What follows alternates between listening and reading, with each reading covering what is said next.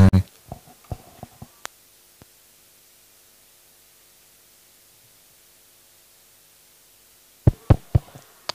1, 2, 3.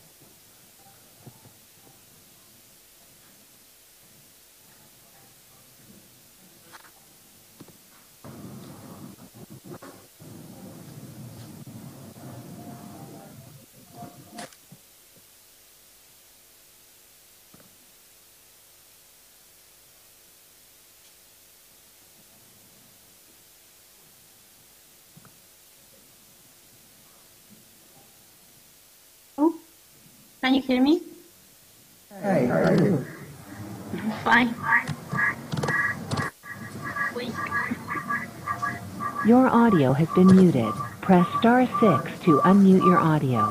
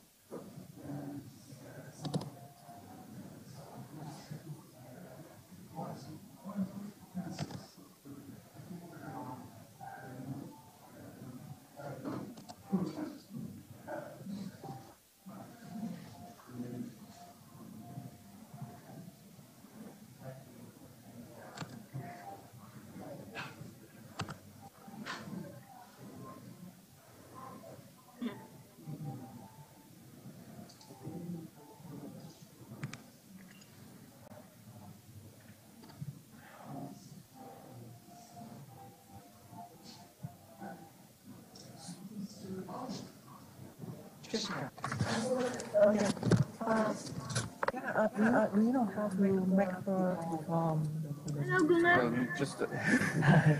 I think you just double click on it right now.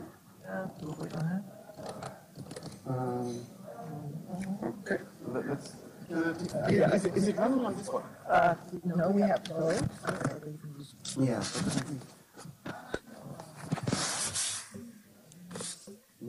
I saw an option to focus on that.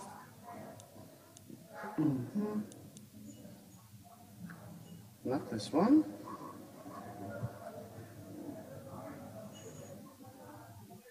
That was not good. I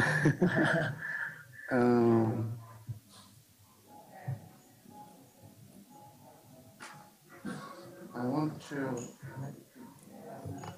I saw when we tried it at night. I saw that we could lock her. Yeah.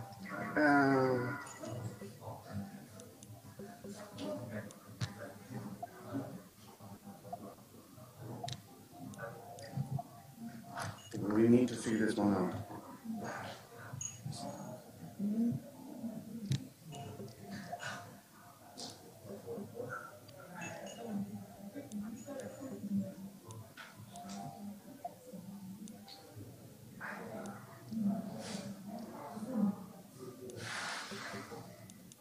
Let's see, Isa, are you good at WebEx? Are you good at WebEx? I saw last night when we were trying, there was an option to lock her on the big screen. I saw it, but now I cannot find it again. Wasn't that the participant? What? No. Oh wow. Well, we don't have the professional people here, I think.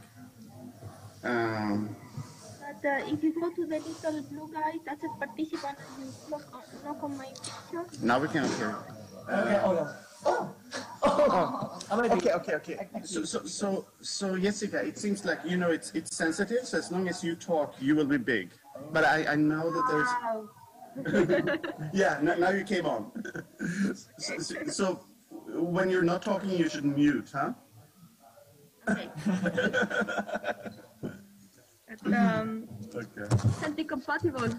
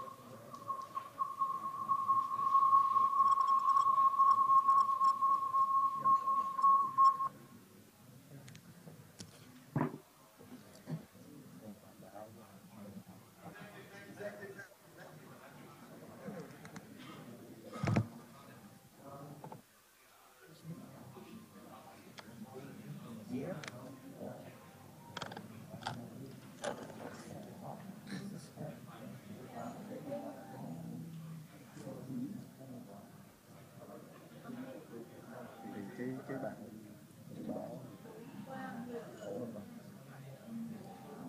Giờ khi nào Jessica nói nó mới hiện bự lên.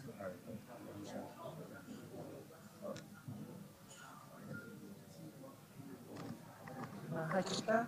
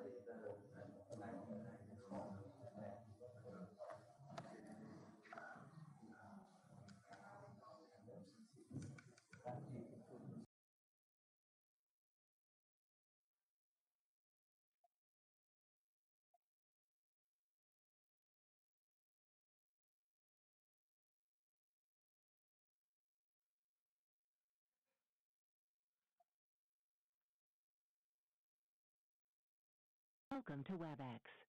Enter the meeting number followed by pound.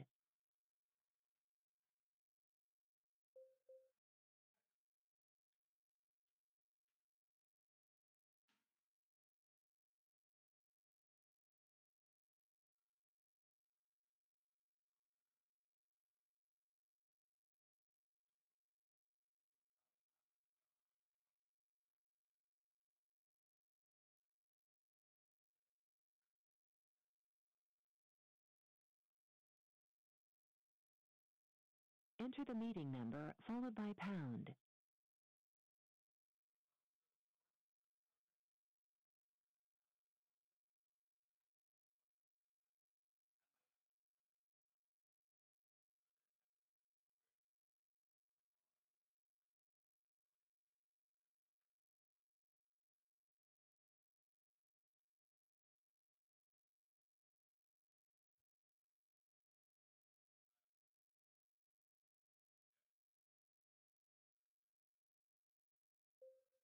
Meeting number followed by pound.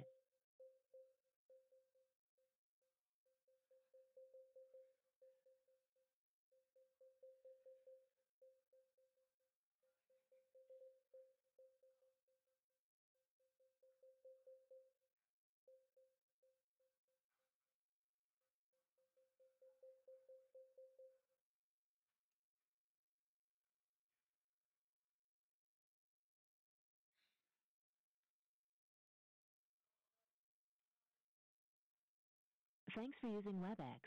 Visit our website at www.webex.com.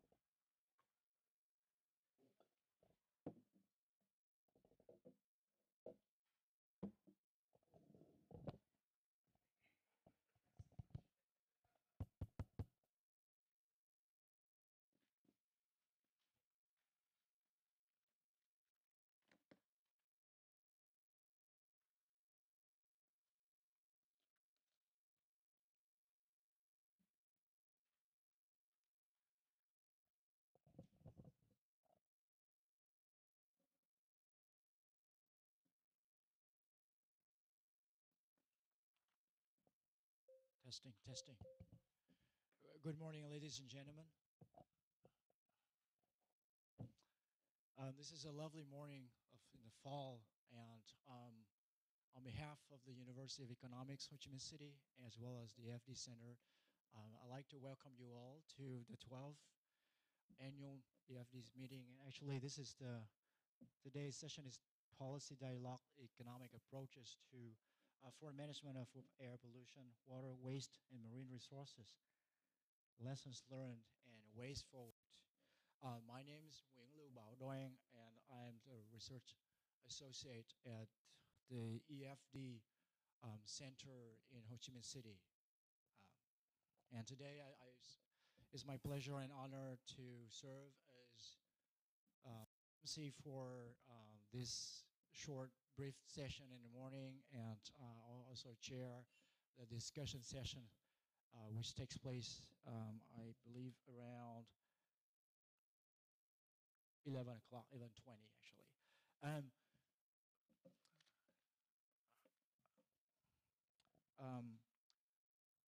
When I was asked by the EfD-Vietnam director, Dr. Pham Khan Nam, to serve as an MC and later chair for discussion of the session. I found this is my personal honor and pleasure for a academics in the field of urban and regional planning to be part of a different sort of category in environmental economics. I think it's quite interesting for me. A person who is interested mostly in the interface between an urban environment with where built environment interacts with human behaviors and have a chance to learn more about how environmental economists think about human behaviors and the natural environment. It's quite fantastic. And given that Vietnam is still a country where over 50% of population resides in rural areas, and the country depends heavily on agriculture and tourism, I think is very important for a country to be chosen as the rendezvous point where policymakers, decision makers, and academics and researchers in the field get together and talk about how to protect our natural resources, natural environments, especially the marine, water and air in this country and as well as of the world. Let me go quickly through the agenda we have for this morning. But before that, let me introduce some guests and representatives from different agencies and institutions. To be with us today, we have from the Institute of the Strategy and Policy on the Natural Resources and Environment of the Ministry of Natural Resources and Environment, Dr. Nguyễn Thế Trinh, the Director General of the Institute. We also have, again, this is my great pleasure to introduce my University President, Professor Dr. Nguyễn Đông Phong from the University of Economics, Ho Chi Minh City. This university hosts the EfD Center of Vietnam. And from the Asian Development Bank, I'd like to introduce Mr. Iziao Endo and Mr. David Razor. Mr. Endo is the environment consultant, and Mr. Razor is an economist working for the Asian Development Bank. And from the Environment for Development Initiative, I'd like to introduce Dr. Gunnar Schalin. He's the director of the EfD Center based in Gothenburg. And of course, Dr. Pham, the director of the local EfD Center here in Vietnam, based in the University of Economics. Last but not least, I'd like to welcome all our representatives from different ministry agencies, like the Ministry of Science and Technology, the Ministry of Natural Resources and Environment, National Statistics Office, scholars and researchers, academics from national universities based in Hanoi and in Ho Chi Minh City, and research institutes and other organizations to the policy dialogue session this morning.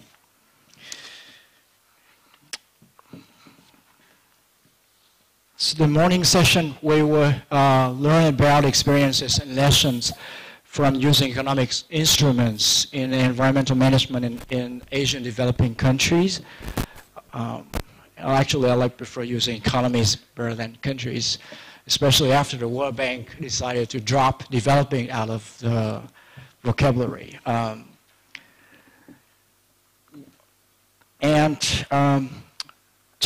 are two small notes. One is that the conference will be live streamed via social media like Facebook to other centers, other EfD centers around the world. So just to make sure that you are comfortable with being filmed from behind. So we have cameramen, a camera crew there behind you, just let you know when you do something make sure, keep in mind that you are being filmed. And two, there's a session by Jessica Cora, and unfortunately, so therefore, her presentation will be broadcast via teleconference tool. And according to the agenda that I have, we have the morning sessions dedicated to the economic instruments for environmental management. The afternoon session is about marine resource management. We will have different presentations from different people. So each will have from 15 to 20 minutes. So I will give you, I will take the role of the privilege as a moderator of the presentation. I will give you a signal to indicate that you have 5 minutes left on your presentation. And when the time is up, I will give you a sign, a stop sign, just to let you know. We will have a break at 10:25. And the sessions will be open to discussion at 11:20. And then we have lunch at 12, from 12 to 1 p.m. Without further ado, I'd like to welcome Professor Nguyễn Thế Chinh from the Institute of Strategy and Policy on Natural Resource and Environment. This institute proposed and developed strategies and policies serving the ministry. Please welcome Professor Dr. Nguyễn Thế Chinh to give us a welcome remark. Thank you.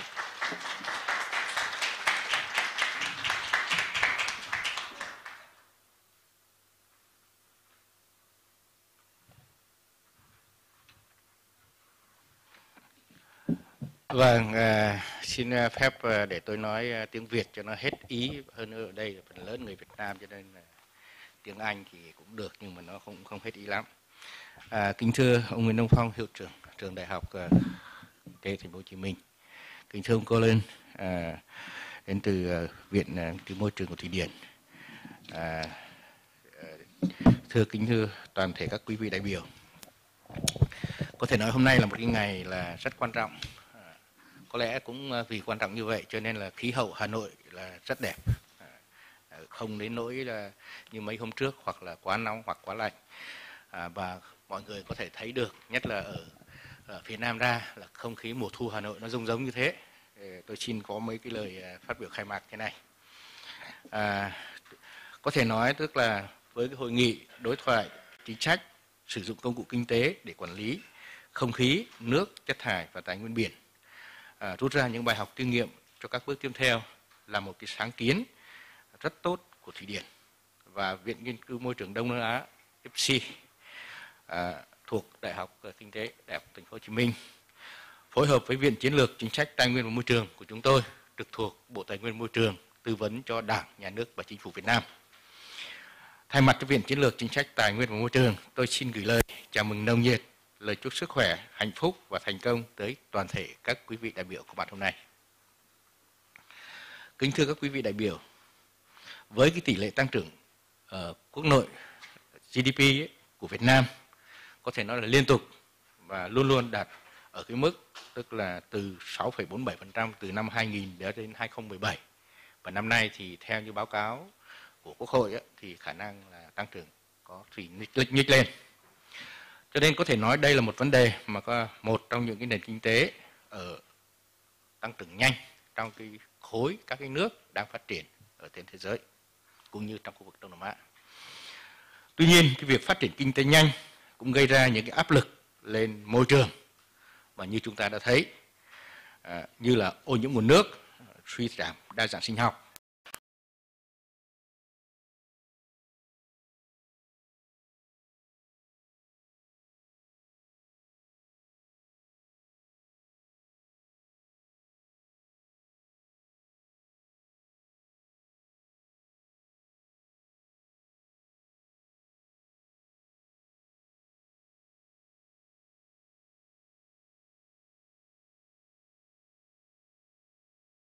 vấn đề là nhanh và tăng trưởng kinh tế. Nhận thức được những thách thức và áp lực của phát triển kinh tế lên môi trường, chính Đảng và Nhà nước Việt Nam đã từng bước thực thi nhiều chính sách bảo vệ môi trường hướng tới cái phát triển bền vững. Về các chủ trương, chính sách và luật pháp, có thể nói đó là một quá trình liên tục. Khi bài trình bày của ASOE, tiến sĩ Nguyễn Hoàng Nam sẽ trao đổi vấn đề này, tôi không nói đây. Nhưng mà tôi muốn nói những cái mà mới đây nhất, gấp đây nhất, thực là có thể thấy là đó là những cái chủ trương mà chúng tôi là nơi mà tư vấn cho Đảng và Nhà nước. Trong cái nội dung này chính là nghị quyết 24 về chủ động ứng phó biến đổi khí hậu, tăng cường quản lý tài nguyên và bảo vệ môi trường. Cái chủ trương này là cái chủ trương mà chúng tôi thấy rất là trúng, và hiện nay viện chúng tôi và tôi là được giao đầu mối của Bộ, tức là đang sơ kết 5 năm xem với cái nghị quyết đưa ra như sau 5 năm thực hiện thì đã đạt cái gì, chưa đạt cái gì, và tiếp tục nên thế nào. Thì đây là vấn đề mà chúng tôi cho rằng là cái cách nhìn mà Việt Nam. Có nghĩa là gì? Với biến đổi khí hậu là tăng cường, chủ động, với quản lý tài nguyên và bảo vệ môi trường là tăng cường. Có nghĩa là chúng tôi đã thực hiện nhưng mà chưa tốt, còn nhiều vấn đề. Thì một trong những vấn đề đấy chính là cái thể chế kinh tế mà chúng tôi đang phải hoàn thiện, là kinh tế thị trường, định hướng xã hội chủ nghĩa, cách như thế nào. Và hiện nay chúng tôi nhìn nhận ra vấn đề, đấy là một cái thể chế kinh tế nó giống như các nước đã phát triển trước đây, như Thụy Điển hay là các nước Bắc Âu, như Nhật Bản, như Hàn Quốc, và trong khu vực thì như Singapore. Tuy nhiên Singapore là cái nước quốc gia nhỏ, nhưng mà tầm như Thụy Điển, tầm như hình như là giáo sư Thomas Steiner đến đây rồi thì phải. Thì cảm ơn giáo sư. Thế thì tôi có thể nói đây là vấn đề mà chúng tôi thấy là hôm nay tôi là người đầu tiên cùng với anh Trần Võ Hùng Sơn đã được tham vấn từ giáo sư Thomas Steiner ở trường Gothenburg của Thụy Điển. Thì hôm nay chúng tôi lại được vinh dự sau như vậy là từ 94 đến bây giờ quay trở lại để xem là ở Việt Nam chúng tôi đã vận dụng được cái gì và chưa được cái gì. Chính vì vậy cho nên cái đối thoại này là hết sức quan trọng. Ngoài ra Việt Nam cũng hội nhập với thế giới, cho nên những cái chuyển đổi mô hình kinh tế chúng tôi đang muốn chuyển sang cái hướng nền kinh tế xanh. Trong đó chúng tôi đã có cái chiến lược về tăng trưởng xanh. Trong cái nội dung này thì hết sức quan trọng, đó là nhìn từ kinh tế, đổi từ mô hình để sang cái trong đó là bảo vệ môi trường là đương nhiên. Ngoài ra về chiến lược bảo vệ môi trường quốc gia, rồi chiến lược phát triển bền vững của Việt Nam cũng đã ban hành. Thì những vấn đề đó có thể nói là chúng tôi có những nội dung thì chúng tôi chủ trì, có những nội dung thì chúng tôi được tham vấn. Thì có thể nói rằng trong bối cảnh hiện nay, Viện Chiến lược chúng tôi đang thực hiện cái đề án hoàn thiện thể chế kinh tế thị trường trong quản lý tài nguyên, bảo vệ môi trường và ứng phó biến đổi khí hậu. Chính là một trong những nội dung chúng tôi rất cần trong cái thảo luận, trong cái trao đổi trong cái buổi hôm nay, để chúng tôi tiếp tục đưa vào trong cái quản lý nhà nước mà trình chính phủ trong cái tháng này.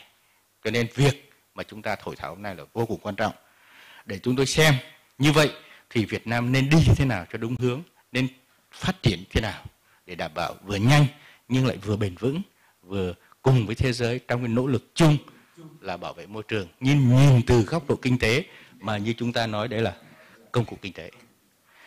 Kính thưa các quý vị đại biểu, với cái việc chúng ta thực hiện đối thoại chính sách hôm nay, nội dung sử dụng công cụ kinh tế để quản lý môi trường không khí, nước, chất thải và tài nguyên biển, bài học kinh nghiệm và các bước tiếp theo cho Việt Nam, chúng tôi là những người trực tiếp để lĩnh hội những kiến thức đó đưa vào trong cái đề án trình chính phủ, cũng như chúng tôi sẽ tư vấn cho chính phủ là hết sức quan trọng. Trên tinh thần đó, với hội nghị này trong thảo luận tôi có một số cái mong muốn như sau. Cái thứ nhất, đề nghị các quý vị đại biểu chúng ta cùng trao đổi trên nhìn nhận của cái hội nghị này, làm rõ các công cụ kinh tế và cơ chế tài chính trong quản lý môi trường, xét trong bối cảnh hoàn thiện thể chế kinh tế thị trường của Việt Nam nên thế nào. Nên thế nào. Chúng tôi cũng đã đọc cái quyển của giáo sư Thomas Steiner được World Bank tài trợ và chúng tôi đã dịch ra anh Phương ở Đại học Kinh tế Thành phố Hồ Chí Minh đã dịch ra. Chúng tôi đã nghiên cứu. Thế nhưng bây giờ chúng tôi nói là cái lý thuyết chung như thế, nhưng bây giờ vận dụng các nước như thế, nhưng với hoàn cảnh của Việt Nam này nên thế nào? Đây là vấn đề. Đây là vấn đề. Đấy là cái thứ nhất. Cái thứ hai, phải xác định cho được các cái bất cập và các rào cản về thể chế kinh tế thị trường trong quản lý tài nguyên biển, đề xuất các hoạt động hợp tác quốc tế để tăng cường quản lý tài nguyên biển như thế nào, và đặc biệt hiện nay câu chuyện đang nổi lên đó là chất thải nhựa và kinh tế xanh lam. Đấy, hai cái mảng. Bởi vì Việt Nam chúng tôi là cái phần lãnh thổ biển là gấp 3 lần diện tích trên biển gấp 3 lần diện tích trên lãnh thổ. Thì chúng tôi đây là vấn đề mà chúng tôi đang muốn là cùng với cái nỗ lực chung của toàn cầu, cùng với cách quản lý thế nào cho nó hiệu quả. Rồi thứ ba là xác định cái lộ trình áp dụng công cụ kinh tế, cơ chế tài chính để quản lý không khí, quản lý nguồn nước, chất thải và tài nguyên biển. Đặc biệt hiện nay chúng tôi rất quan tâm tới cái câu chuyện chất lượng không khí. Tuy nhiên ở Việt Nam nó khác ở chỗ, tức là chất lượng không khí tập trung chủ yếu ở các đô thị lớn, các khu công nghiệp.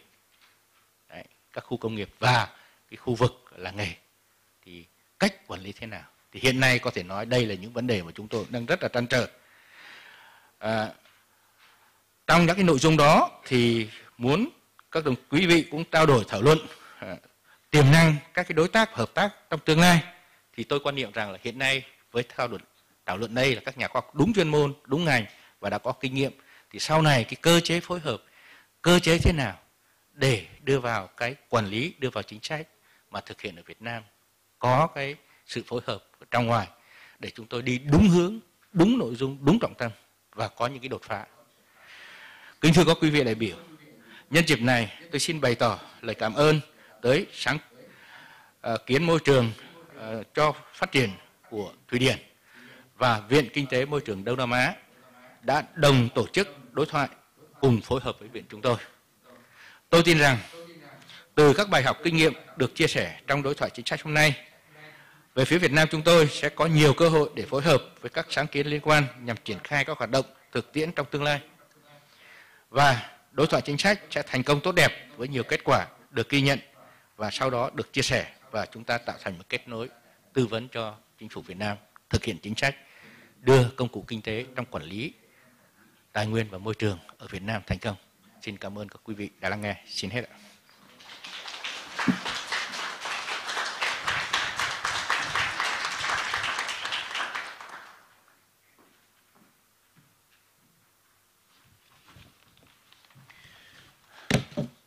I'd like to invite Professor Gunnar Schilling to give a few words to the audience. Thank you.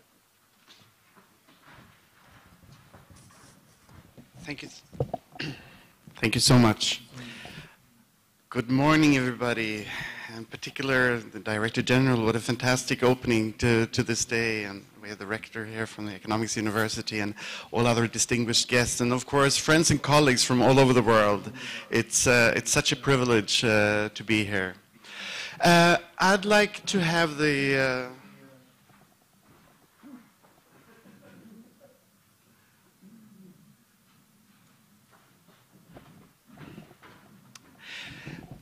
Yes, I have just a few minutes, painstakingly few minutes, to tell you a little bit about the EFD. So the Environment for Development is a global network to make a difference with environmental economics research.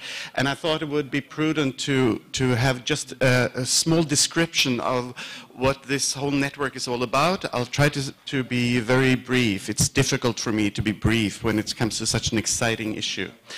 So, what this is all about is to mobilize environmental economists all over the world to make a difference by bringing knowledge to policy making. And we have identified 3 gaps that led to 4 pillars here.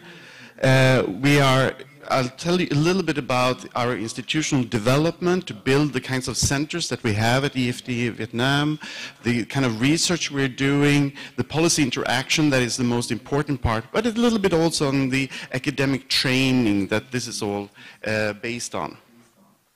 So first of all, it's this global network with institutional development by creating vibrant research centers in countries all over the world. So we are now having more and more centers. We already have a dozen, and it's very exciting days for our colleagues from Uganda and Ghana and Nigeria, the ones in yellow, because they are up for accreditation during this annual meeting. And we have more universities around the world knocking on the door to join our network. It is all based on the premise that we need knowledge to do good policy, and the basis for that is human capital. And we had a fantastic example here by the Director General who came to Gothenburg in 1994, and now we are reaping the fruits of this, and of course Vietnam is reaping the fruits of this throughout the years.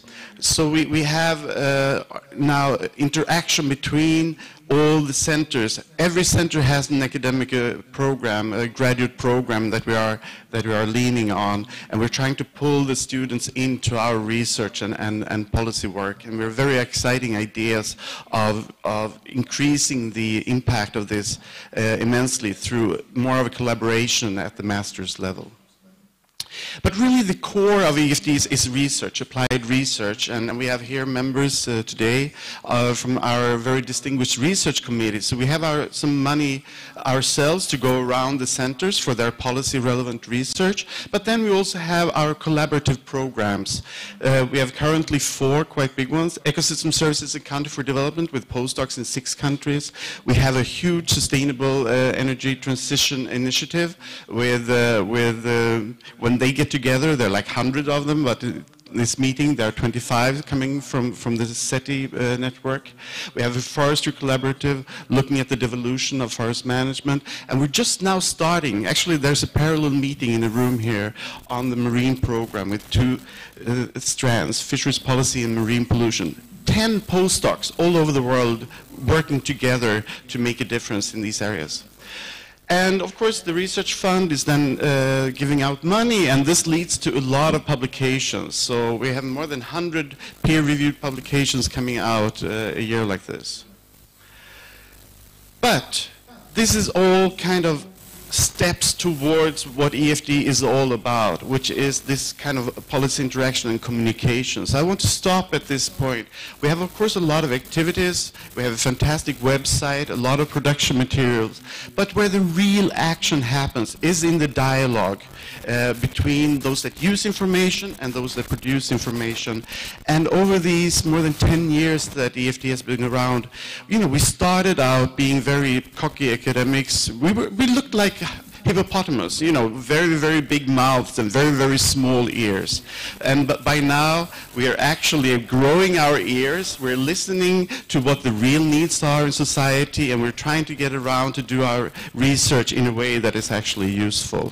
So that is what this day is all about, to interact and communicate.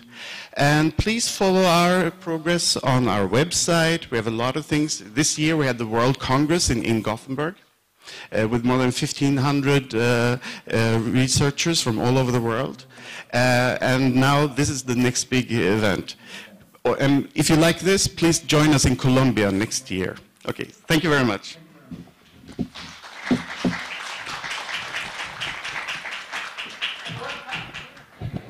Thank you for giving the time.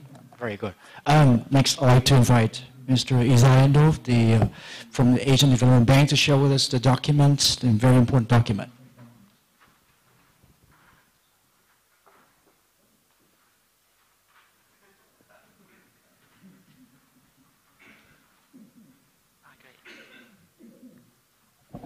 Hello. Good morning, everyone.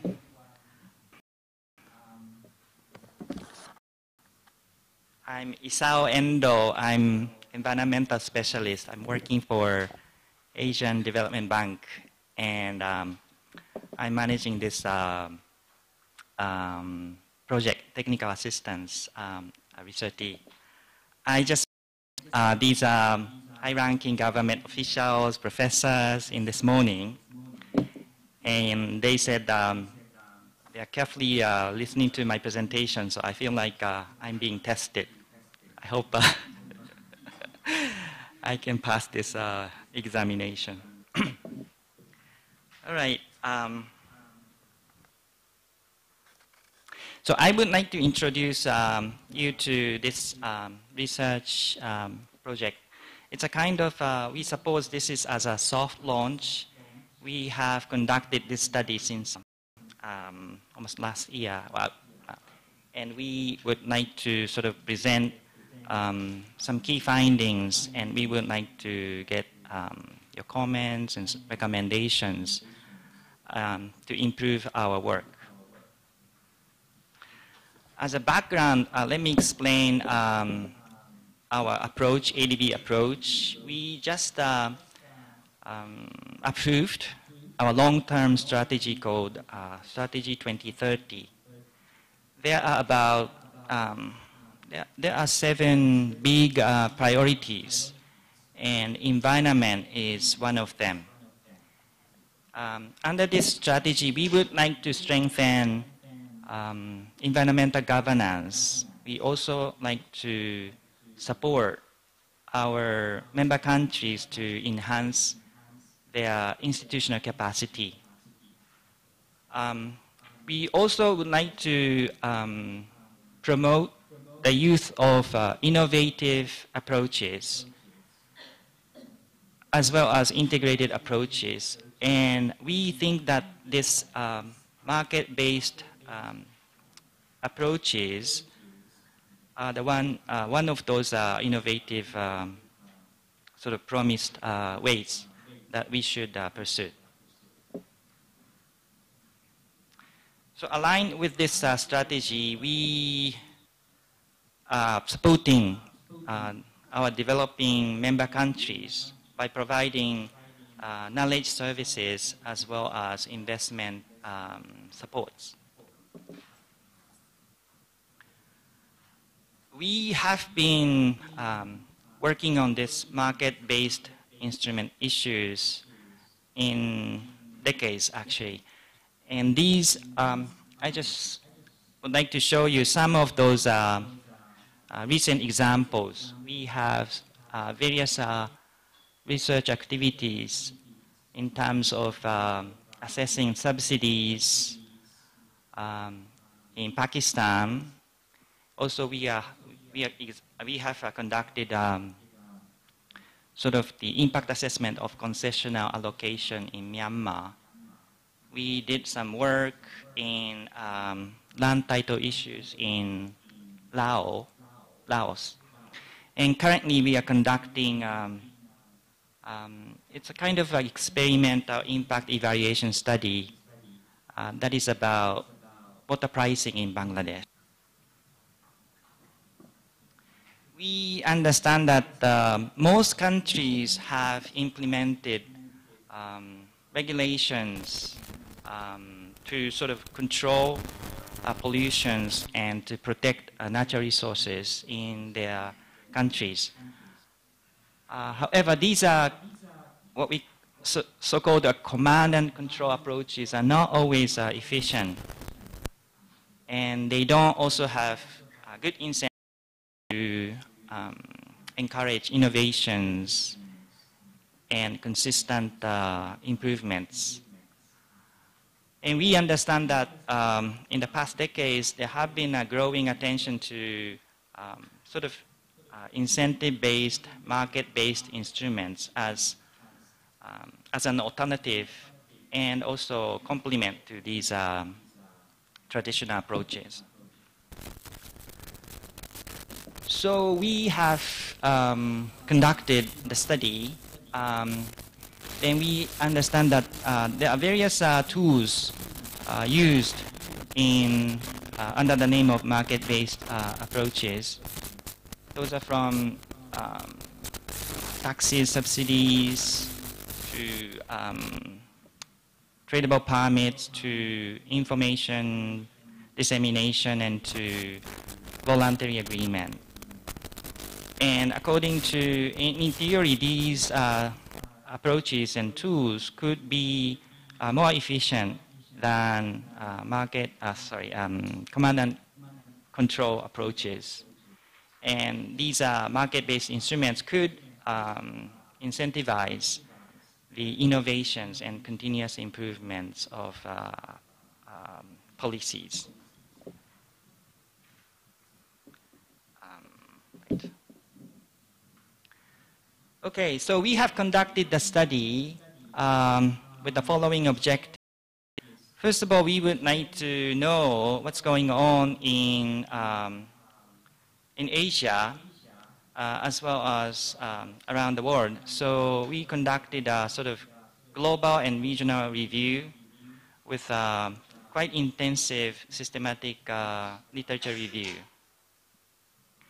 We also analyzed past following examples as case studies. We have compiled a set of good examples, cases in Asia as good practices to be referred to.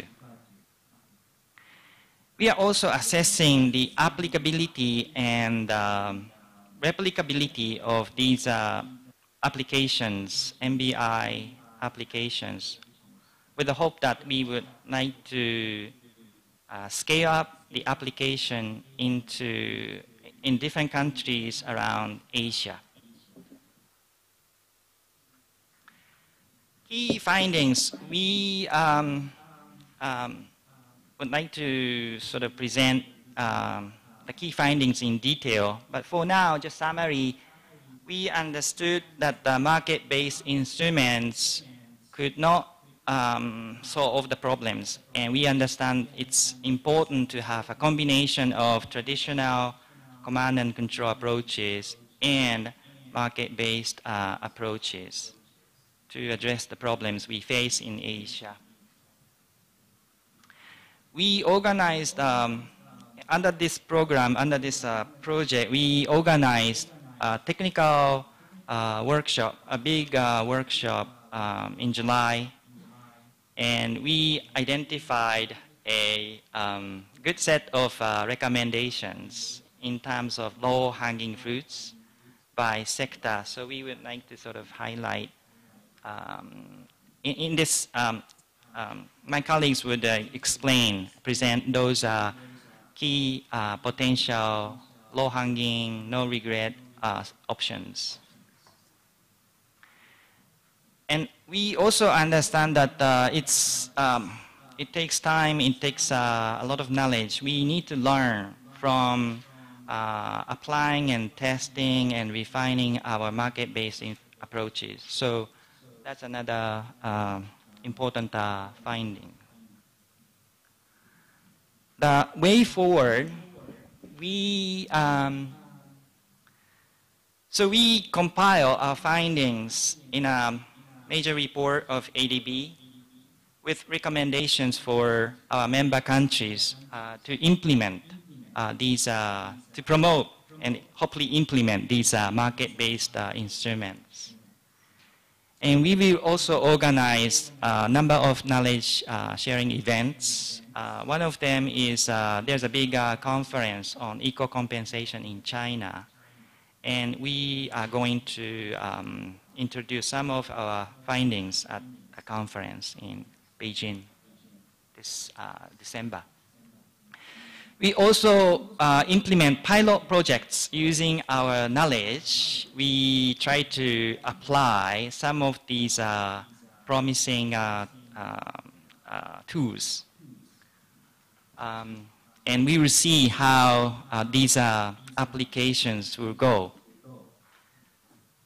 The last slide, I would like to explain some examples. So for these pilot projects, right now we have 3 ideas. One is about China. Right now there's a big effort made in terms of making what they call a 14th 5-year plan. That's a big national strategy. And they are focusing on market-based instruments as part of their tactics. So we are trying to support China, and we are trying to sort of help them advance the use of market-based instruments at the national level. Another example is about ecotourism.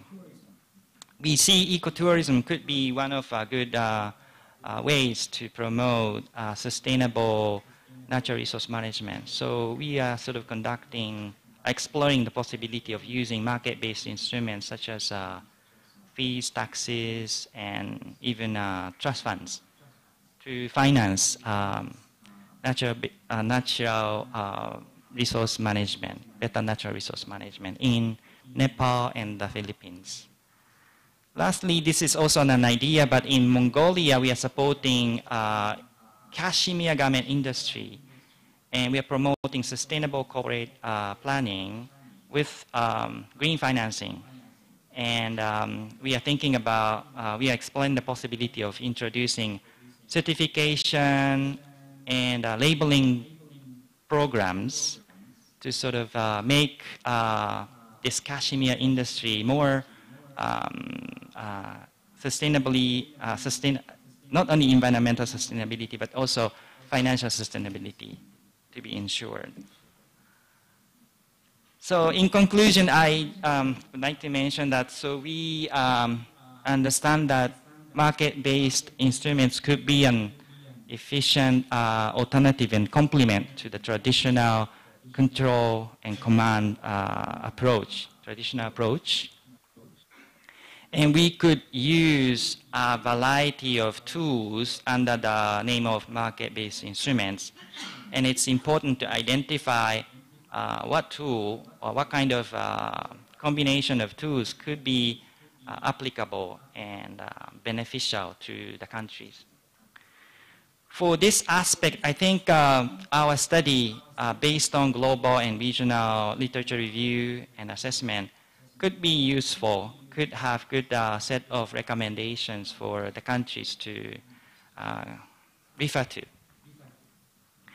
And we, ADB, would like to continue to support our development member countries to advance this initiative by providing knowledge services as well as opportunities for pilot projects. So I think that's all for now. Thank you for your attention.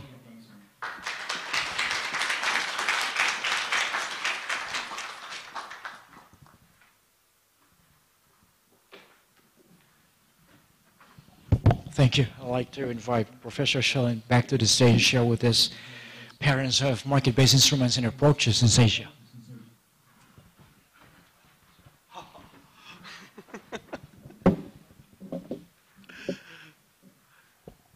So we need another presentation.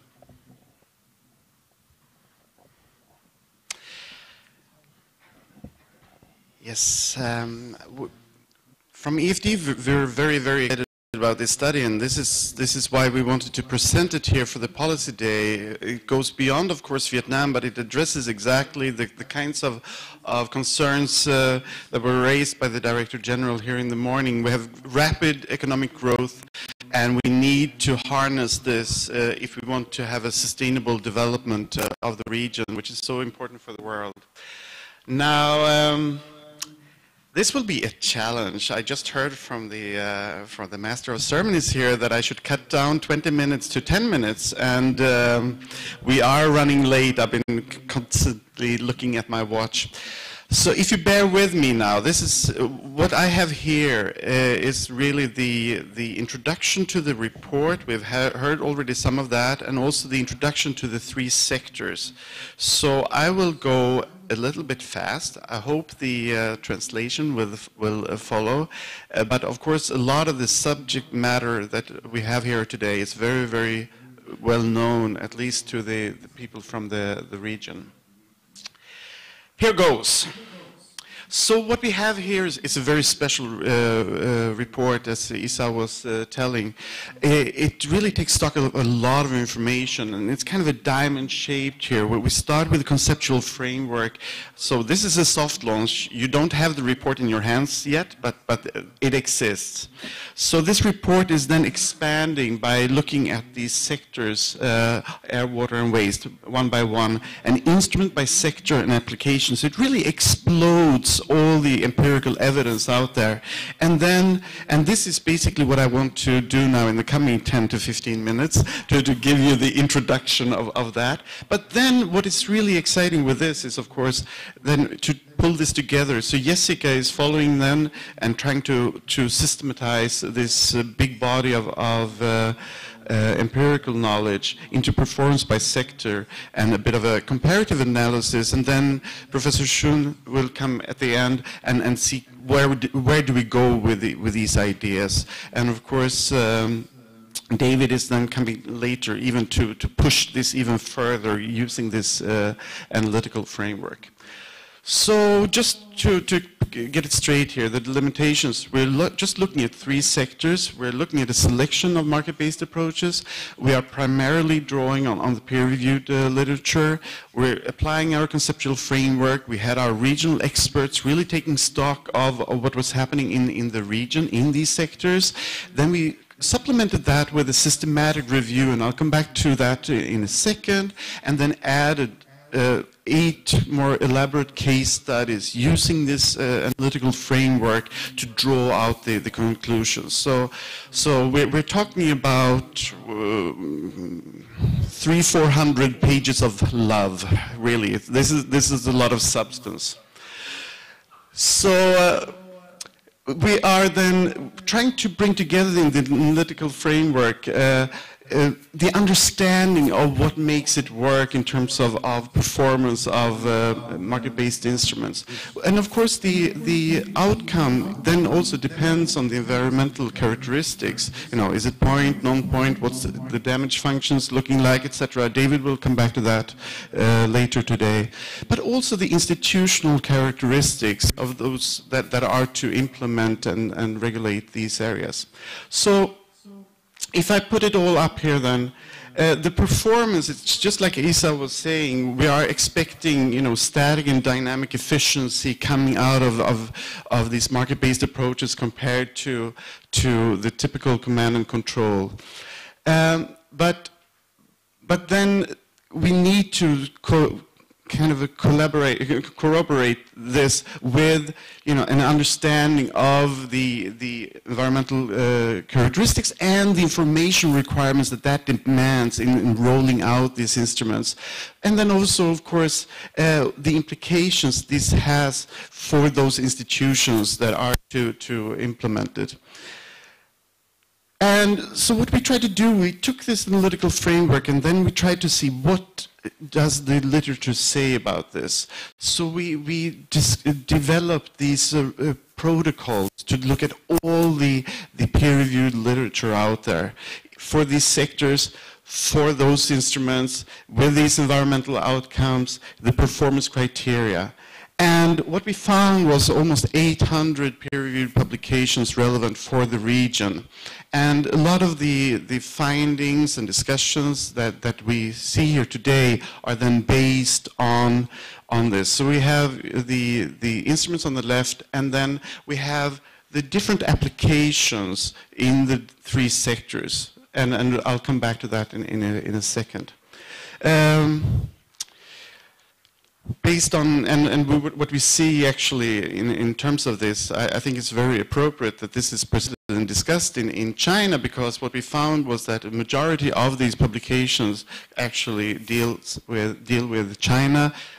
Next biggest cohort is India, and actually a lot of these countries that apply them, they don't have any real analysis done on the application of their instruments. Now, one of the reasons we were keen to present it here at the EfD annual meeting is that this is a concerted effort of many, many EfD researchers, but we're also drawing on, decades of work by two regional environmental economics networks, SANDI for South Asia and IPSI for Southeast Asia. And so we started out with the global experts and regional experts for each of the sectors. So in the case of air, Jessica Correa, who will you hear in a few minutes, and Jintao Xu is also the director of our center at Peking University. And for water, Dale Whittington, who will come this afternoon, and Nam, who is our host here for the annual meeting. And in the case of waste, me and Enamul Haq from Dhaka, and we also brought in Shivani, who is here from Indian Statistical Institute. But then in the process, and for the workshop that Isa was talking about, we brought in reviewers from a broader network. Som from ISI, Shun from Hong Kong University of Science and Technology, and Reza Daniels from University of Cape Town. And they were so good, so we actually, thanks to ADB, involved them in the writing team. And that has really improved the report. So that was all the introduction. Now we have the three sectors to go. So how many minutes do you want to give me? 5 minutes. I can talk fast. And the size of biggest cities. And all the top ones, the big and most polluted cities, as you know, are in Asia, particularly in India and then in China. But the real air pollution problems in the world, they are in Asia. So it's a lot from the transportation sector, energy and industry, and then residential sources. So there have been a lot of command and control kind of attempts in the past, and what we're talking about in rolling out market-based instruments is really on pricing, taxes, and subsidies, but in some cases, particularly China, we also have this cap and trade, these tradable permits. So here's some examples. So we have these three applications: energy production, industrial pollution, transport, and domestic cooking. And we see that actually when it comes to tradable permits, it's primarily China, some India. Taxes, fees, and charges, that's a lot on transportation in many countries. On subsidies, it's of course in terms of alternative household stoves and so on. So then I would rapidly go over to water. Same kind of dynamics here. Rapid population growth, high economic growth, rapid urbanization. And of course, this puts a lot of stress on the water sector. And actually, this was a bit striking, even to me. So you see, in terms of renewable freshwater resources, Asia is way down here. So you have all the people, but you don't have a lot of water.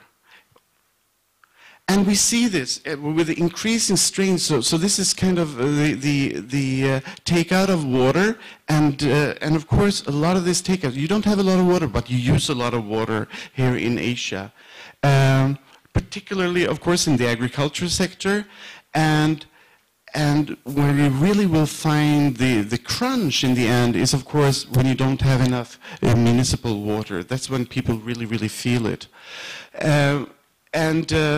and what we are seeing is an increasing scarcity of water and economic cost for water, although the outtake is very different in different countries.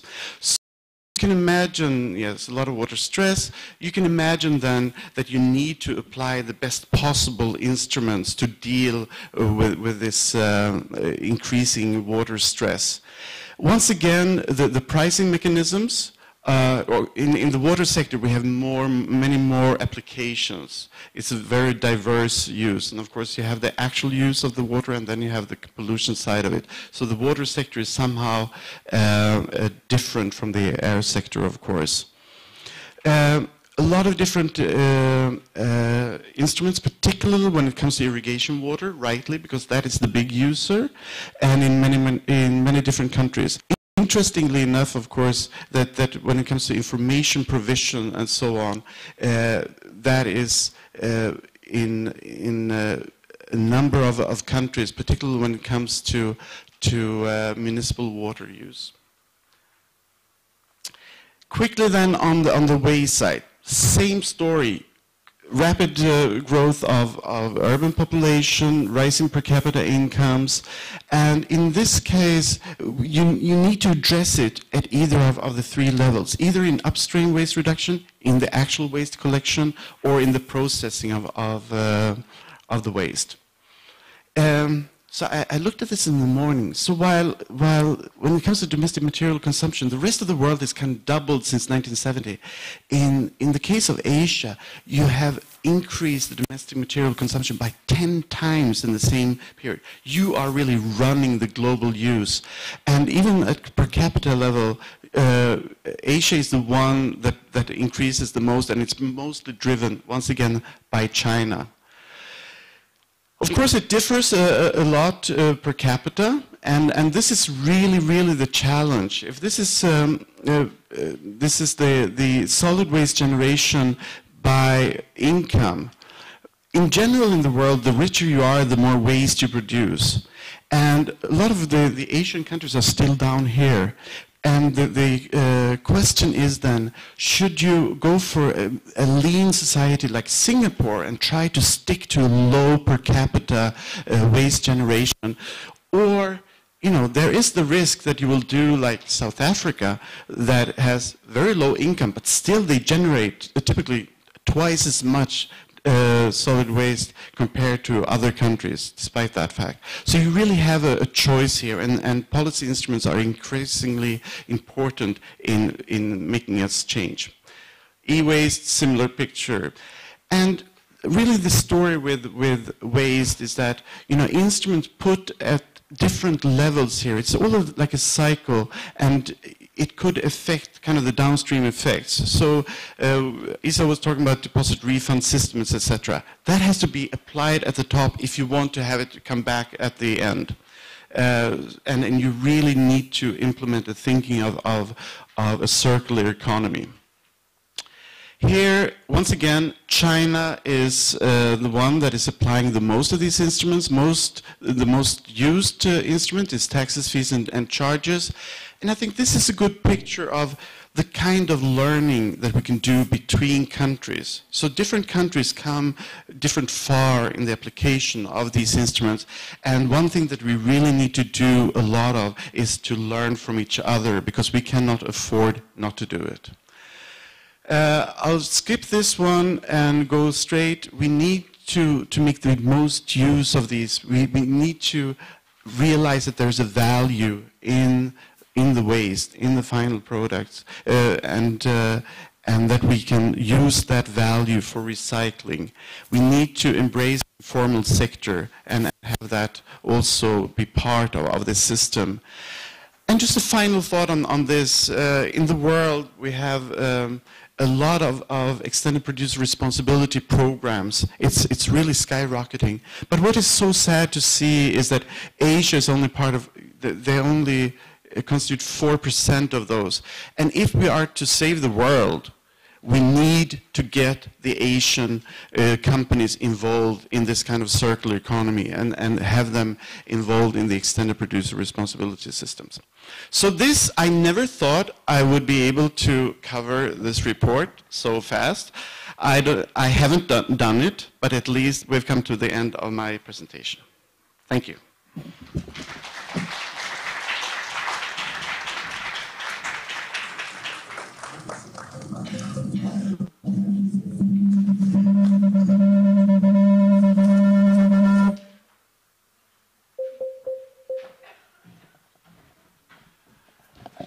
Now please turn to Professor Jessica Correa from University of Gothenburg. She's online now. Can you hear us, Jessica? Can you say something?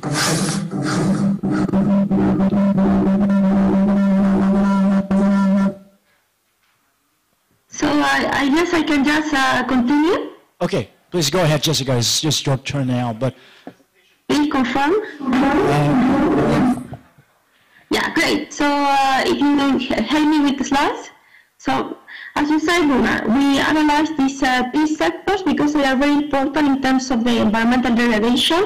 All of them have really great importance to Asia. And of course, this sector shares some commonalities and also some differences, which can affect the choice of policy instruments. For example, when it comes to waste and water, we know that the resources that are managed, or the lack of managed, have a value, which has explained that informal initiatives arise naturally. They are there and they might affect the performance of market-based instruments, or in some cases might reduce the need of them. We also have that in the water sector and in the waste sector, we have a higher prevalence of non-point sources, which will affect also the choice of policy instruments. Waste is a very heterogeneous outcome, which makes certain type of policies complicated because the emission content varies a lot across the different type of waste. And also we have that in case of waste, there are market failures in each part of the life cycle, implying that we will need regulation in each of them. So next. Please, next.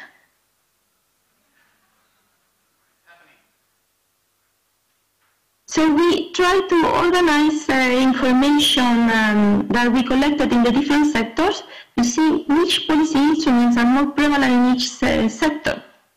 You see the table and you see also the highlighted areas. So we have the instruments that we analyze: travel permits, pollution taxes, fees and charges, water pricing, subsidies, hybrid policies, payment for ecosystem services, and informational policies. And then you can see in the columns the countries that are using some type of instrument that resembles these categories. And you can see, for example, that not surprisingly, in the case of waste, travel permits are not used, as we said, because of the heterogeneity in the content of emissions of the different type of waste. While in the case of pollution taxes, fees or charges, we see applications in many countries in the three sectors. And the same holds for subsidies. We see that there are many countries that are using subsidies in the three sectors. And if we come up to the third policy that is being used systematically in the sectors, we see that it's the use of information and labels and voluntary agreements. Something that we realized when doing was the prevalence of China using all the type of instruments that have been described. And this was also very apparent in the systematic review, where the literature is really biased towards China studies. And that also raised the issue that we will need more evaluation of market-based policies in all countries, just to have a higher degree of heterogeneity when it comes to the evidence. Next, please. So since taxes and subsidies were the most common policies that are being used, then we try to answer the question, okay, who is being taxed or what is being taxed? And of course, we know that taxing emissions is rather complicated. It's not common even in developed countries because it would require technology and monitoring and enforcement in a continuous basis. So it's not uncommon to see that to overcome these issues, taxes are implemented or targeting inputs and outputs. And we see that this happens also in Asia, and it's happening all across the three sectors. Taxes on inputs and outputs are the most common, and there are few countries implementing taxes on emission directly. We also wanted to see whether the taxes are targeting point sources and or non-point sources. And we see, interestingly, that in the case of air, there are several countries that have been able to implement taxes targeting non-point sources, while the number of countries implemented taxes on point sources is much smaller. And this talks to the political economy of the implementation of taxes. Non-point sources are much more spread. Maybe lobbying is less complicated, which makes it possible to implement these taxes. And then we try to analyze where the regulations were formal in the sense that were implemented by a regulatory agency, or they are monitored and enforced by a regulatory agency, or somehow they arise naturally. And we see that there are certain informal regulations that happen to be observed in the case of waste, because waste is a resource. And there is informal collection, and NGOs or other type of organization have helped in the implementation of certain initiatives to improve the management of waste. Next, please. So now we have a similar figure for the case of subsidies. We try to see where the subsidies are being applied to pollution or to input and outputs, and we see that it's very evident that they are applied to inputs and outputs. In the case of air, we are talking about subsidies to cleaner fuels or to renewable technologies. In the case of water, we have subsidies trying to reduce the use of fertilizers.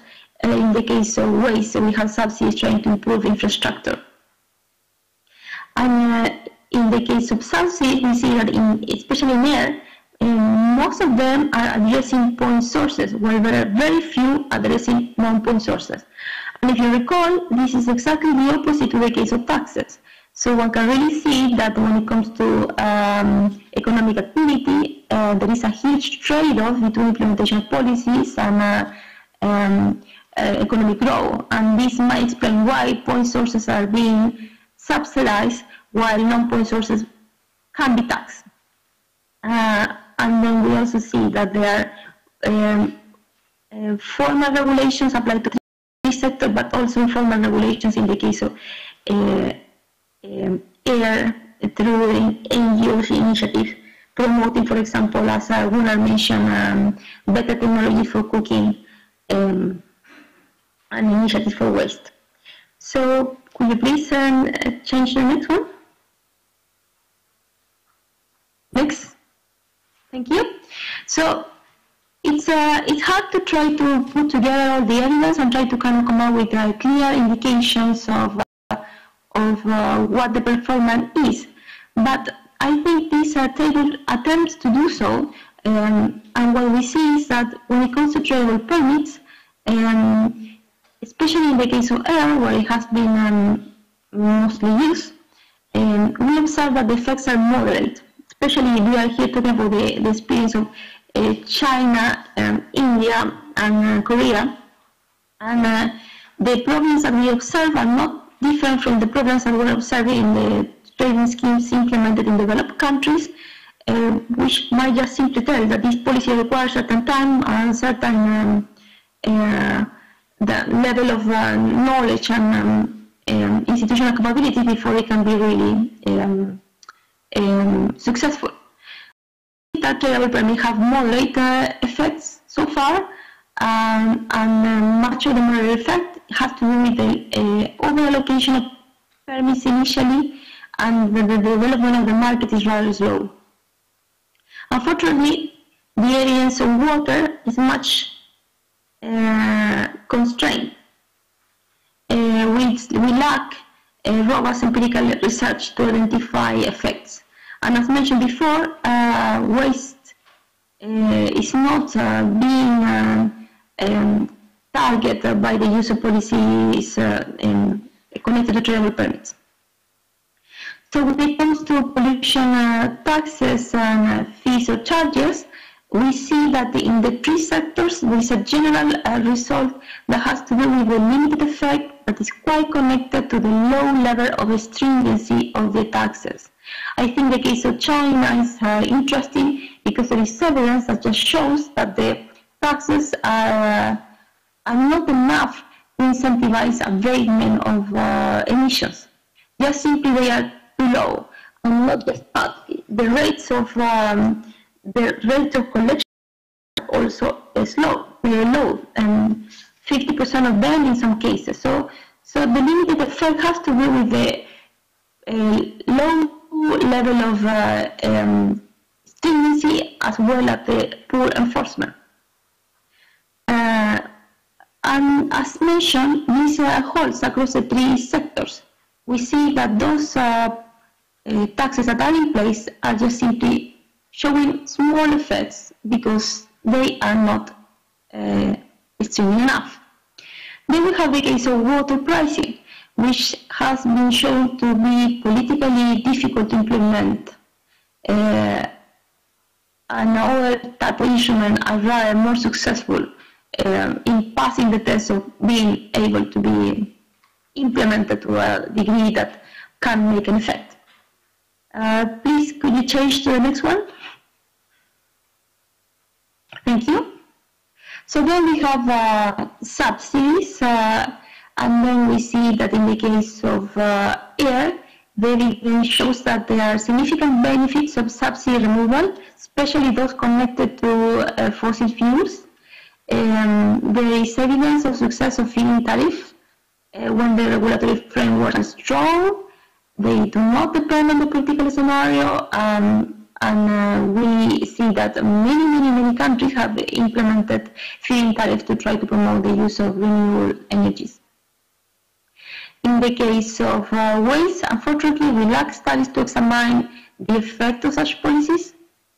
And the same happens in the case of hybrid policies. And here we talk particularly about deposit refunds, where we see that they have been mainly applied to the waste sector, and we lack information to really come up with a clear conclusion.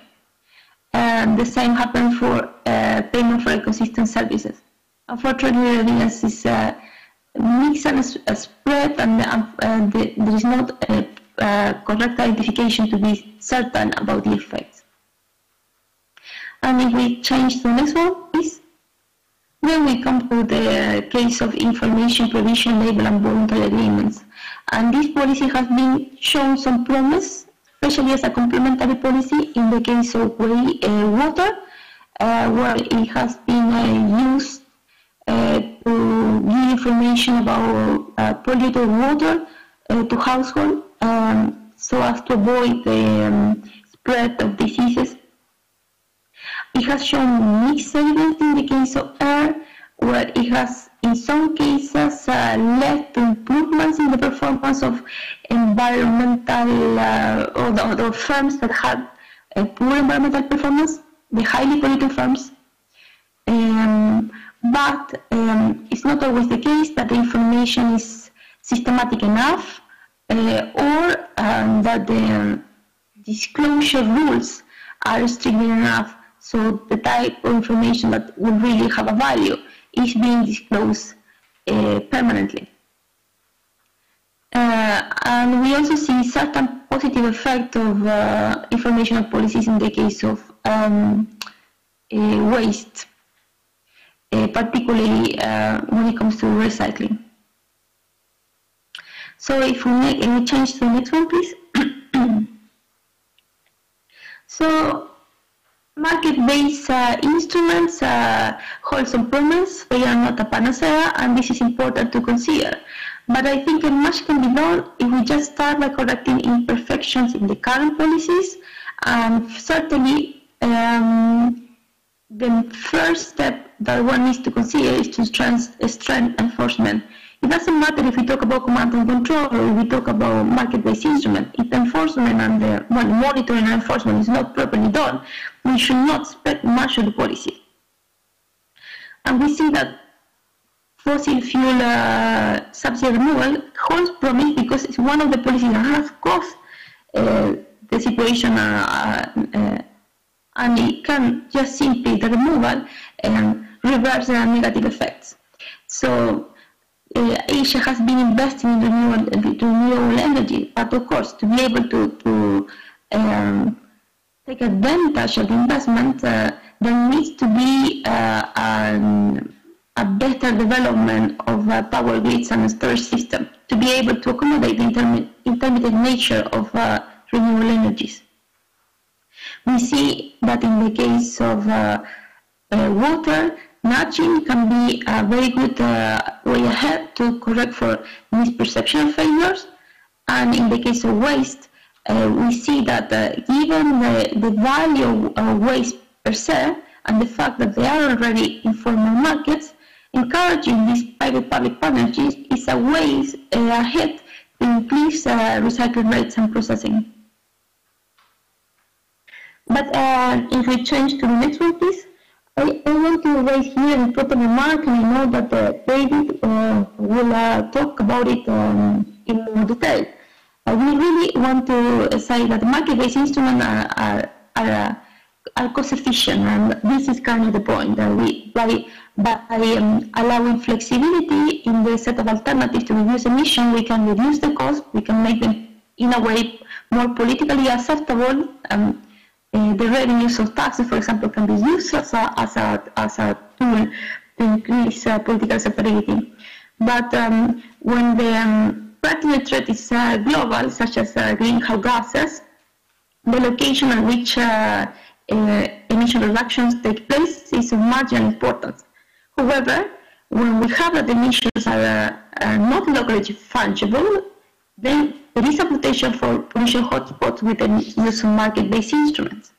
And this is a fact that explains why in many countries in Europe and in the United States, there will be interaction between national regulations that are intending to regulate the overall situation of the country, and local regulations that in some cases might override the stringency of the national regulations just to address environmental problems for which the local benefits are high. So we can expect certain positive outcomes of the use of market-based instruments.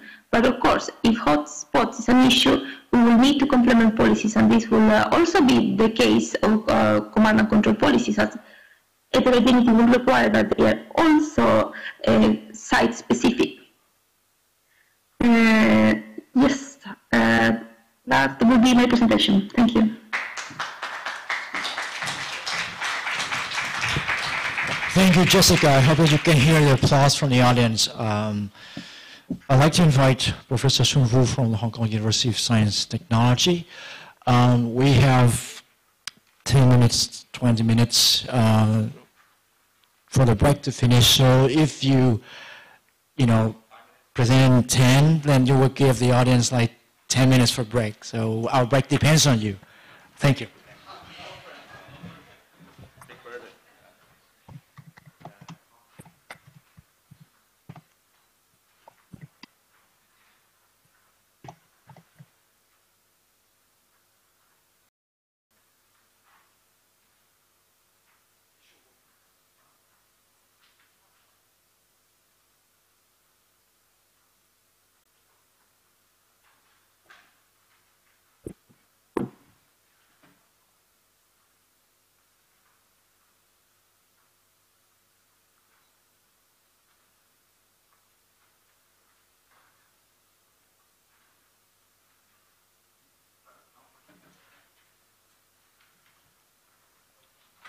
Okay.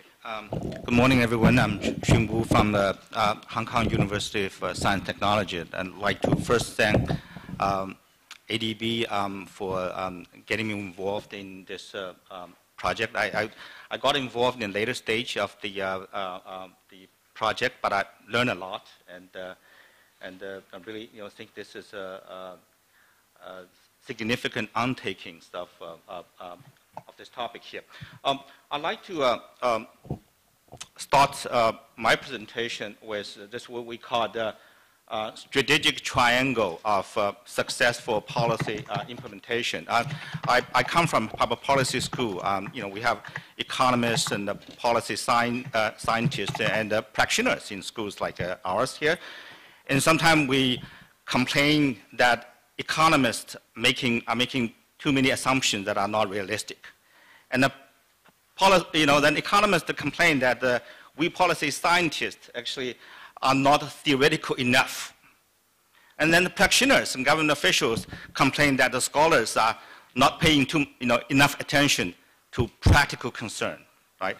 And I guess this is not the wrong places, it's not right places to settle that difference here. But I think it's excellent that we have policy dialogue like this, and to have people from a different discipline, and also quite a lot of government officials involved in audiences, and to look at this issue collectively. So if you look at this strategic triangle, involve three key components that are needed for successful implementation of policy ideas like a market-based instrument here. First of all, you need to have value performance. You need to make sure that you're doing the right thing at the end after all the trouble here. So that's fundamental. And then also you need to have a legitimacy and support. You need to have a political support to get to the work accepted at the different levels in government, and also by the general public. And also you need to have the resources, operational capacity to get it done. So these are kind of three components that are, they are all important, right? You cannot leave any of these three out. The other thing is also they are independent of each other. We cannot just say that a particular policy instrument, like a market-based instrument, they are somehow, in general, can produce positive outcome here. And this really depends on whether or not you have legitimacies, you have political support, and whether it also depends on whether or not you have sufficient operational capacities to produce that kind of result here. So this is also kind of dynamically linked together, right? You start with certain application, and then you build reputation about, in general, sometimes about market-based instrument. Then you get more support. And more support means more resources allocated to more application in the futures here. So this can also be kind of dynamically linked. So I'd like to highlight these 5 different strategies that I think can be quite important coming out of this report. The first is securing early success for market-based instruments by picking the lower-hanging fruits. That I'm going to talk a bit more about this later. And then building evidence and support through policy pilot, sustaining momentum by upscaling selected market-based instrument with high potential. So if you look at the first 3, they are very much focusing on the value of performance aspect here. Try to improve the value, improve the performance here. Then if you look at the last 2, mainstream market-based instrument in the national environmental policy making. This is actually try to strengthening the legitimacy of support for the use of market-based instrument. And the last one, focusing on performances through impact assessment and policy learning can help to address issues with regard to operational capacities. Right? So the first is to look at what are some of the safe bet here, right? So the candidates for safe bet are actually those that are analytically not very controversial. That whoever done analysis and across different countries here, you will find that a set of instrument they have high level of static efficiency and the dynamic efficiency, so forth. So this can be considered analytically not very controversial.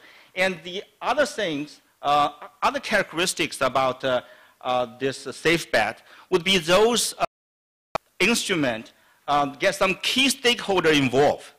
That key stakeholder can be the public, general public, and that key stakeholder can be government agency, local government, right? So just give you some example. Information provision, this can be quite important here. And if information is available about the ineffectiveness of existing policy instrument, there's many instruments such as command and control are used here. If there's information provided about the ineffectiveness of these policy, this can actually build strong support, right, for the use of market-based instrument here. So information provision and including providing information about ineffectiveness of existing strategy, as well as information disclosure as one of a standalone market-based instrument. This can be very useful. Subsidy reform, for example, if you look at the issue of energy subsidy by country, despite of many rounds of reform in this area, many countries still have significant energy subsidies. You know, if you look at across those different countries here. So this is, I'm not saying that somehow that removing energy subsidy or reducing energy subsidy is a politically easy job. It's not an easy job. But this is efforts that you can help to get government involved, because removing subsidies actually can be translated to you know, some of the benefit in terms of the budget allocation for the government here. Government always would like to spend monies across different sectors here. So removing subsidies, right, focusing on energy subsidy, you can actually potentially get important stakeholders, like a government involved.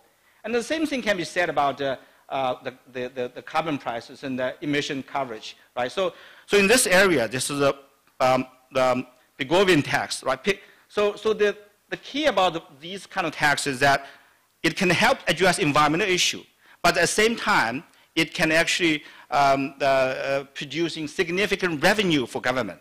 Again, this is the area where you can get key stakeholder involved in the market-based instrument, which is kind of very, very important here. We can't just looking at efficiency and those terms, but also I think looking at revenue for the government can be quite important here. So this is the first area. The second area is the build evidence and support through policy pilots. So this is actually, the list can be very long. Right? If you look at this dimension about the complexities involved in applying market-based instrument here, you can kind of, looking at from lower complexity to high complexity.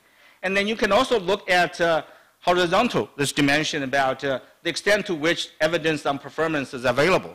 I'm not just talking about evidence is available globally, but also evidence, whether or not evidence is available locally, right? So if you look at from that dimension, it can be from the limited to extensive here. So, if you look at on the left, right, there's a huge, areas where the policy pilots can be extremely useful. In the report, actually, there's a number of cases, a number of kind of research has been conducted across the different areas in air and water and the waste sector here. So a variety of experience, the policy pilot has already been conducted across different areas here, and more can be done by building evidences and support. Yeah, so conduct this study is also the way to improve the political legitimacies. Right? So if you look at the of the triangle here, this is also quite important in building political support and the legitimacy. And the other areas is to sustaining the momentum by upscaling selected market-based instrument with high potential here. We actually find out, through the study, in a number of areas, the applications seem to stop at the pilot level. After pilot, government move on to pilot of other things here. And they kind of dropped the interest in this area here. There's a number of reasons why that is the case here. One is, I think, one actually point to the importance of having reports like this, efforts like this, to taking stock of these different pilots regionally, and also compare them with experiences globally, right? To try to kind of learn what exactly happened in this pilot here, why they work, why they don't work sometimes. The second reason is that you tend to get sometimes mixed results. This is actually is evident from the kind of report. You get mixed results sometimes from this pilot here. So that's actually sometimes stop the government from doing more and stop government from upscaling this effort here. This is one area where more work can be done and more research like this can be very useful, and to inform government what are the areas to kind of correct to moving forward here, right?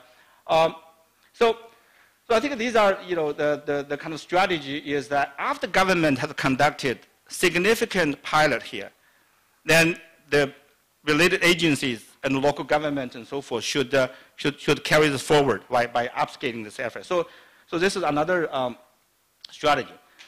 Then the fourth one is mainstreaming market-based instrument in national environmental policy making here. The government agencies are very familiar with command and control strategy here. If you go to any government agencies, you'll find particular like a department that are responsible for certain type of command control strategy here. You may find officials that are extremely familiar with command and control strategy here. But if you go to those different government agencies, you ask who owns the agenda of market-based instrument.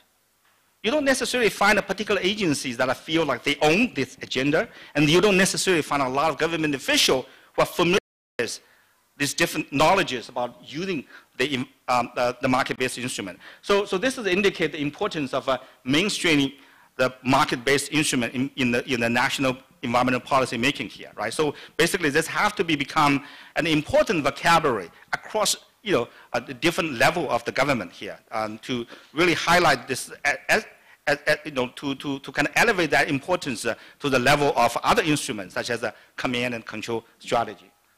Last one is to enhancing the performances through the impact assessment and the policy learning.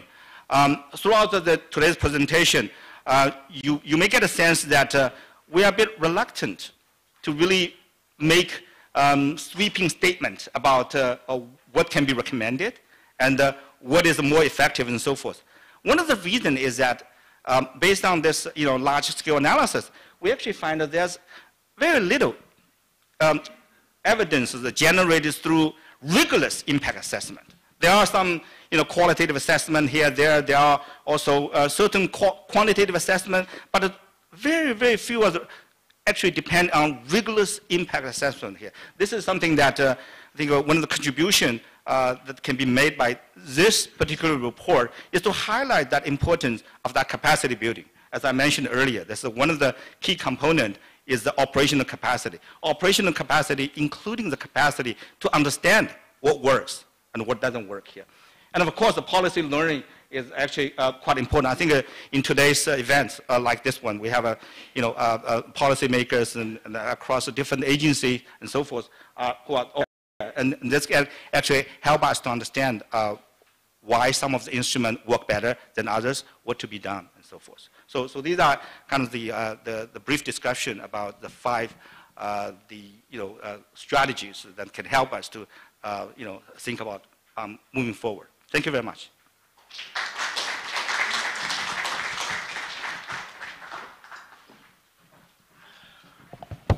So thank you for your great cooperation. We have full 10 minutes for break. So the session adjourns here and we'll resume at 10:45. Thank you.